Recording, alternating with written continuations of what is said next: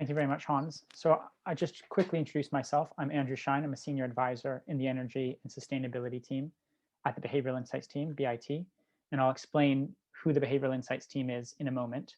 But first, I'll quickly pass over to Kevin Gornall. Yeah, so hi everybody. Thanks for having us here today. Really excited to be here. My name is Kevin Gornall. I'm a researcher at the UK's Department for Business, Energy and Industrial Strategy.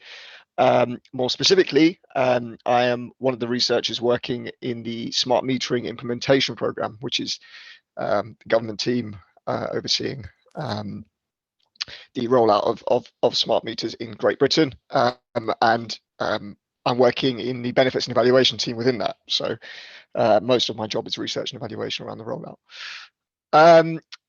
So Andrew's actually doing the lion's share of the presenting here, mainly because he has a lot of the in-depth expertise to actually do this type of analysis, and I'm much less frequently get involved in the details. What I'm going to do first is just give a bit of an overview about why the government commissioned this guidance. We've had quite a lot of questions about this, and we realised that it's a little bit odd. And in fact, the reason we've done this is a little bit circumstantial as well. So just to introduce a little bit about the rollout. So it's for Great Britain, not the whole of the United Kingdom. So Northern Ireland's not included, but England, Wales, and Scotland are. And it mandates the rollout of 53 million smart electricity and gas meters across Great Britain. It's a UK government policy, but it is being delivered by energy suppliers. So I think almost 10 years ago now, the government put an obligation on the energy suppliers in Great Britain to take all reasonable steps to install smart meters in all of their domestic and some subsections of their non-domestic customer portfolio as well, all those properties. So why is this guidance relevant to that? Well, household energy consumption reductions are a key target for the GB rollout. Some of you are probably aware of that. The GB rollout's a bit atypical as well in the way it focuses on that. And I'll explain a little bit why, because basically our theory for why the GB rollout is going to lead to consumption reductions comes down to 4 pillars that are built into the kind of policy framework and the way the rollout is happening. The first one, and probably the most important and substantial one, is that we expect direct feedback and energy management technologies based on the smart metering platform to help encourage households and businesses to change their behavior. The most prominent and well-known feature of that is the in-home energy displays that all domestic consumers or households get alongside their smart meter installation. But even going beyond that as well, we've got a number of innovation programs, for example, which are looking at more sophisticated energy management technologies. So it doesn't all just depend on the in-home displays. There's also, I guess, we're doing a lot of work looking at the market for these types of products and technologies and seeing if there's anything that smart metering can offer there. Another key pillar of the theory is indirect feedback. Billing will become more accurate because the energy suppliers will now use actual meter readings rather than relying on estimates, and they might get more frequent and higher resolution information as a part of billing to consumers. That may help consumers change behavior and reduce energy consumption or consume more efficiently. The third is advice and guidance. As people probably appreciate, technology without guidance on how to use it and making sure consumers can actually use it is useless. So there are some requirements for energy suppliers to provide guidance on using in-home displays as part of the installations, and they also are required to give energy efficiency advice at the point of installation. That is based on research that we've done throughout the rollout over the last 10 years, which has shown the importance of doing stuff like that. And the fourth pillar is motivational campaigns. So there is a large-scale communications campaign that sits alongside the rollout. It's called Smart Energy GB. They have 2 jobs really. One of those is helping build confidence in the smart metering system and helping to get the meters on the wall, getting consumers to accept the smart meter and have them installed. And the other half of their job is also helping consumers to take advantage of the smart metering technology, including using energy management tech to save energy. the result of all that is there's a hypothesis around our rollout, which is that it will lead to a sustained 3% reduction in electricity consumption and a 2.2% reduction in gas consumption. The title of this seminar is, how do you evaluate savings from smart meters? To actually answer that question, it's you can't just perform a one-off analysis. This program, sorry, for my laptop.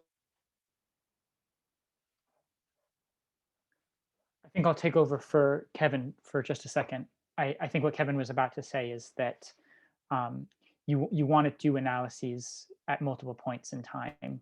So to sort of like check on whether the customers who are getting smart meters year after year are also seeing this reduction in their energy consumption. Kevin, I just kind of finished your thought on the tactical quasi-experimental analysis, or at least started it. Yes, excellent. Yeah, thanks very much. So yeah, the point there is that we've got a monitoring and evaluation strategy for this research question to answer, is the rollout leading to these reductions? And the research program for that is probably going to take up to 15 years. It's already been going on 8 or 9 years since the start of the rollout. And the story behind predicting these energy consumption reductions really starts in 2006. But one of the tools in the locker that we need to evaluate this question is kind of tactical analyses that are taking smart meter customers at a point of time and evaluating the impact of smart meters for them. And then eventually that will, through having many different types of that analysis, many different iterations of it, with other evidence sources like qualitative research and more theory-based evaluation techniques, we should build that up into an aggregate picture. It says, has the GB rollout led to these consumption reductions? And that's where this guidance comes in. Many of the energy suppliers are actually analyzing the impact of smart meters amongst their own customers just off their own back. There's no requirement for them to do so, but we have a working relationship with them, and they are very happy to share this evidence with us, and we're very grateful for that. But what we had seen is that there was some kind of variation between what different suppliers are doing. Some of them come at it from very different angles. So we thought it was quite a useful exercise to produce some guidance, just to try and make sure that everyone's kind of, bring them up to a minimum level where we can say, okay, these are now a bit more comparable with each other, and we can make sense of things and try and iron out any methodological differences which might affect how we interpret different analyses. And one of the other reasons for that, and one of the reasons we're so grateful that the energy suppliers are doing this type of analysis, is BEIS doesn't have access to the data. The energy suppliers do. They have their customers' data, so it's a lot easier for them to do it. So yeah, that's the genesis for this work, and that's why we're in this weird position where we've produced guidance for energy suppliers on doing this type of analysis for themselves. That said, whilst it is for the energy suppliers as well, it is useful for us. So as a department, we have done analysis of our own in the past, and we may do so again in the future, or commission independent contractors to do so. So the guidance is useful in that respect too. And as well, as Andrew will probably come on to, just evaluating energy efficiency interventions, there's probably some relevance beyond the smart meter domain as well. So with all of that, Andrew, I'll hand over to you to actually get into the nuts and bolts. Thanks, Kevin. So just really quickly, who is the Behavioural Insights team? So we started inside Number 10, inside the British government, but about 6 years ago, we spun off as an independent consultancy. We're still co-owned by the British government, but we're also co-owned by an innovation charity called Nesta, and also by us employees. And that independence has allowed us to work in various different countries, and also work not just with the government, but also with the private sector and with non-governmental organizations and charities. So that's a little bit on who we are. In terms of this energy consumption analysis, Kevin covered it very well. And the point he made at the end is something that's of interest to us. So the guidance that we developed is very focused on the identification of the impact of smart meters on customers' energy consumption. But we think that it could be useful for other products or services or interventions that energy suppliers offer, where customers' energy consumption is an outcome of interest and a randomized control trial isn't feasible. And I mentioned that last point about the randomized control trial not being feasible because in a way that's actually a big impetus for this guidance, is that for various reasons, it's not really feasible to have randomized controlled trials to identify the effect of smart meters. I think there are some niche cases where it might be possible, and we note in the guidance that we would be really interested to work with energy suppliers on some of those niche cases. But usually we're in a non-experimental world. And when you're not in a non-experimental world, then to figure out sort of like the causal effect of the smart meters, you need to be careful about how you estimate the counterfactual. So what the traditional metered households would have consumed if they had received a smart meter versus what they actually consumed. And the reason for that kind of involves a bit of a tortured metaphor that I'll go through. And that's this issue of, if you give a baby or a child this sort of like nutritional supplement when they're young, do they become stronger when they're old? And, there might be lots of ways to go about this. One way would be to take two babies and give one the nutritional supplement and give the other nothing, and see what the differences in their outcomes and their muscle mass was when they were an adult. But obviously, you might not be comparing apples to apples, and that would be a big problem because you could be identifying the effect of, say, genes, and misunderstanding it as the effect of the intervention. So you sort of want to clone the baby, and a randomized control trial allows you to do that because it's basically the law of large numbers.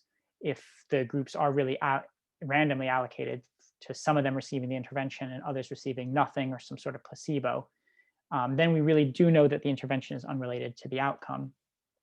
But without that randomization, then you need to find some sort of other way to quote unquote clone the baby. And one way to do that is to think really carefully about sort of constructing a plausible counterfactual. And we think that that's basically important in the smart meter context. But before I get into that, I want to talk about an example from BIT's work where we actually ended up doing a bit of both. So the background to this example is that space heating accounts for a really large proportion of households' gas use, at least in the UK. So around 70 to 75%. The other 25% is, heating up hot water for showers or using gas for cooking. But most of the gas in UK homes is for heating. And we've done actually a fair bit of work on trying to get people to use their traditional heating controls better. But you end up really coming up against the problem that using your heating controls properly is a hassle and unintuitive. So there's only so much that education can do. At least that's what we found in our work. So we got interested in sort of like set and forget solutions, such as Nest learning thermostats. At the same time, Nest as a company was looking into trying to do an independent trial in the UK to see how much their thermostats saved in terms of gas consumption in homes. We ended up doing 4 studies with them. And the first study was non-experimental analysis. So a medium-sized study comparing basically 2,248 homes with Nests to 2,248 homes without. They were all npower customers. So npower is an energy supplier in the UK. And they're all in just a couple regions in the UK. But still, it's kind of a complex study design because the homes without Nest could be different in lots of different ways to the homes with Nest. So that's why we used matching, and we matched on various different customer characteristics, but in particular previous energy consumption. And we found that, lo and behold, Nests did save energy, about 5.8% savings on annual household gas consumption compared to households without Nests. But the key question that study 1 left unanswered is, what if there is this risk of selection bias? So just as one example, households that purchased a Nest might be motivated to make other energy saving changes at the same time, or change their behavior in their home. And then we would think that that was all due to the Nest, but it was actually due to these customers being different in some way. And so we ended up conducting another study. This one was a much smaller sample, but this time with pure RCT. And one of the reasons that the sample was small was we had this kind of expensive study design where people were getting Nests for free in the Nest group. So people were signing up to be part of this trial, but only some of them got Nests and some of them didn't. That way we were able to estimate the effect of Nesta on gas consumption without worrying about selection bias. And we actually found a fairly similar estimate of savings. It was, in this case, 4.5 to 5%. And this was relatively comforting to us. You don't want to take away too much from the fact that these two studies gave somewhat similar results, because it's just two studies. But still, there's a lot of discussion in sort of like the econometrics and the energy evaluation literature about whether matching is a robust identification strategy. And in this case, this would make us a little bit more confident that matching is a robust identification strategy, especially when you're matching on previous consumption, which is such a strong predictor of future consumption in energy. So with the smart meter context, the problem is that we need to use non-experimental techniques, and it's all about finding this plausible counterfactual. And so we've basically said that suppliers should do two things. One is to make sure that they're using a matched sample of traditional metered customers to compare to smart metered customers' consumption. And so for those who aren't familiar with matching, there's lots of ways to do matching. But just a visual representation is that you want to find customers who are similar to each other in the smart metered group, which is represented by the blue dancers on the right side of this slide. You want to find sort of like people who are similar to them on the data that you have in the traditional metered customer group. It's the black dancers on this slide. And then the second thing that we do is we tell suppliers, and instead of comparing the level of energy consumption that people have after getting a smart meter, why don't you look at the difference in consumption between their post-installation consumption and their pre-installation consumption. And as I've written here, you only need one of these two strategies in theory, but we've suggested to suppliers that they should combine them to provide extra rigor.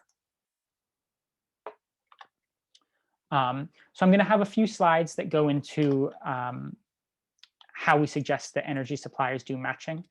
And basically what we suggest, well, I'm having trouble moving backwards, is matching on both region of the customer and also their energy consumption. So what we've told suppliers is to choose an installation window, so a period of installation that defines the group of smart metered households. So for example, in this sort of like diagram, you look at the households who got smart meters between June and August 2019. And then you try to match on pretty close bands between those customers and customers who didn't get smart meters and just continued having traditional meters during that period. And we recommend pretty tight bands, and we talk about this in the guidance. The point is that because we're not expecting huge reductions in consumption from the smart meter, say 2 or 3%, we want people to be matching, we want suppliers to be matching customers on around 2 or 3% of energy consumption. So that's why we say ideally bands of 50 kilowatt hours for electricity and 200 kilowatt hours for gas. And so then basically this pre-installation year, what we mean by that falls out of what we meant by the installation window. So no matter when the customer got a smart meter in that installation window, we define the same pre-installation year for everyone in that group. So it might be ending a couple months before they got their smart meter. We think that's okay. It has some nice properties for analysis when you do it that way. And so we're recommending that suppliers match customers in the smart meter group to customers in the traditional meter group on consumption during that period that's in light blue. And then also we then are able to define the post-installation year, again, starting for all customers in the analysis at the end of that installation window. As I said before, I won't get into it here, but it has some nice properties, analysis properties, when everyone has the exact same post-installation year. And so we're comparing consumption during that period after matching on the consumption in the light blue period. And then the other thing that we strongly recommend to suppliers is also match on region. So we're asking suppliers to match customers with similar energy consumption who are in the same region as each other. And that's because weather and other region-specific effects are really important to have balanced between the groups. And then one other note that we put in our guidance is that The simplest way to do matching is one-to-one matching. So that's that picture that I showed earlier, where you choose one good match for each customer in the treatment group. But there's actually even better matching techniques involving many-to-many matching. And many-to-many matching gives you a lot more precision for two reasons. One is that you can have multiple traditional metered households serving as comparisons for any given smart metered households. And so you're able to make use of a potentially very large sample size of sort of quote unquote control group, rather than just randomly choosing just one traditional metered household to serve as the match. So that can give a lot of precision. And the other benefit, which is sort of symmetrical, is that a traditional metered household can serve as a comparison household for multiple smart metered households. And this means that you're kind of leaving fewer households unmatched, which is also a bit of a, if otherwise would be a bit of a waste of sample size. And then the second recommendation that we gave is instead of comparing consumption in the post-installation period across the groups, we tell the suppliers, just as an extra guard against any sort of imbalances in energy consumption between the smart metered household group and the traditional metered household group, why don't you compare the difference in energy consumption between those two groups? And that way, as this graph shows, this is sort of like a prototypical difference in differences kind of graph, where if the two groups have slightly different consumption and you assume parallel trends going forward, then the smart meter effect is just the difference in the differences between post-installation and pre-installation consumption between the two groups. And we do this in a way that's slightly different from the classic difference in differences design, where in a regression, you wouldn't need to calculate the difference for each group, but there was a desire to allow energy suppliers to use t-tests if they wanted to instead of regression analysis. So you can capture the flavor of difference in differences in a t-test by just, instead of doing a t-test on difference between like the level of consumption in the post-installation period between the traditional metered customers and the smart metered customers, instead of that, you can do a t-test on the sort of like percent difference in consumption between the smart metered customers and the traditional metered customers, where that percent difference in consumption is, you know, post-installation consumption versus pre-installation consumption, scaled by pre-installation consumption. So just in summary, the guidance is to compare smart metered customers' consumption to a matched sample of traditional metered customers who have similar characteristics. And we recommend that those similar characteristics be pre-installation consumption and region, others if possible. And then the second thing that we recommend is to compare the percent change in households' consumption per year rather than the raw post-installation consumption, just as further assurance that differences in baseline consumptions don't confound our identification of the impact of smart meters. So I'll pause there for a second, pause on the summary. That's the main part of the slides today. The last few slides that I wanted to note was limitations to validity. So we bring this up at the end of our guidance, and I think it's worth being clear about those limitations, especially if an energy supplier or some other stakeholder who is looking to use this guidance for energy consumption analysis is doing it in a slightly different context than the one we've imagined. So there's a couple limitations to external validity. And sorry for all the jargon, by the way. External validity is just the extent to which an estimate that you obtain in one study, how much you'd expect it to replicate in other sort of like domains that don't have the exact same characteristics of customers as you had in your study. And one thing is that for various reasons that are probably beyond the scope of this talk right now, we have suppliers excluding frequent switchers and also customers who rarely or never give meter readings. And it is possible that those excluded customers might behave differently to obtaining a smart meter than those in the analyses. And then this one's sort of obvious, but it's worth thinking about. The results will apply to the smart meter customers in the installation window that suppliers analyze. So insofar as things change, for example, maybe a pandemic is present in your analysis, but isn't going to be going forward, or vice versa, then you should be sensitive to those sort of like year effects. And then the other thing to bring up is limitations to internal validity. And I think this is really significant because we're not using a randomized control trial design. We're recommending a non-experimental analysis. Then there are possibilities for bias that we've talked about during this talk already. So one, again, is quite in the weeds, but we're asking suppliers to exclude traditional metered customers who don't give meter readings during the year in which their consumption is compared to smart metered customers, that post-installation year. But there's no such filter for smart metered customers. So that's a really subtle possible bias. And we expect it to be pretty modest. We discussed that a little bit more in our guidance. And then another limitation to internal validity that's a bit more sort of a universal concern whenever using matching is that matching doesn't guarantee groups that are balanced between unobservable characteristics. We assume that by matching on the observables, we're balancing on unobservables. But it's possible, for example, that they might be imbalanced on their enthusiasm to change their energy-saving behaviors or to take up energy-saving behaviors. That said, I think it's a subtle point. But we expect the matching approach that we've outlined to mitigate most of those risks, just because by matching on pre-installation consumption, you're capturing a lot of characteristics about a household that might otherwise confound an analysis.